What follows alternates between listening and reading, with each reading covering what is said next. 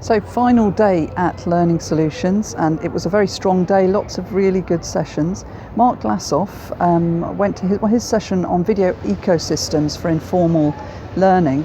Mark's company learn2program.tv creates videos that teach you how to code, and it's a really good example of how a small company can punch above its weight by using all those free multiple digital channels. So they put their programs on YouTube, Roku, Apple TV and Amazon Fire, taking the learning to where their audience is already looking for it. And he encouraged us to look at those channels for distributing video content, and also to think about it in terms of content marketing where appropriate, which really resonated with me. The second session that I went to was by Andrew Hughes on designing serious games. This was a really rich session, so there were just a few things that I wanted to pull out on that. Firstly, Andrew really wanted to stress the importance of thinking about it as a game.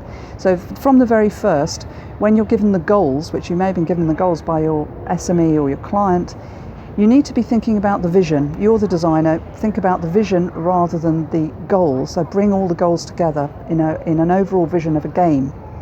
The second thing is that you need to focus on the game mechanic first and the theme second. The game mechanic is what makes the game fun, so don't be worrying about whether it's set in a forest or set in a swimming pool.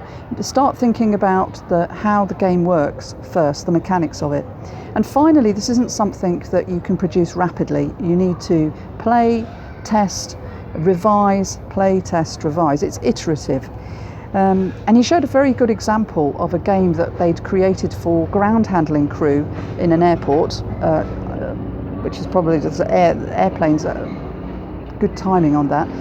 It was developed using Microsoft Kinect, so that the gestures move the virtual aeroplane.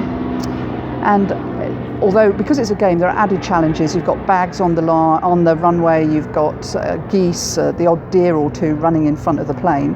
It looked a lot of fun, but not only that, the ground crew who played the game managed to knock a minute off their average time in terms of positioning the plane, so really successful. The final session, the keynote, was by Annie Murphy-Paul, who writes a column on learning for Time magazine, amongst other titles. It was a very strong keynote, lots of content. I'd really recommend her blog, which is at anniemurphypaul.com.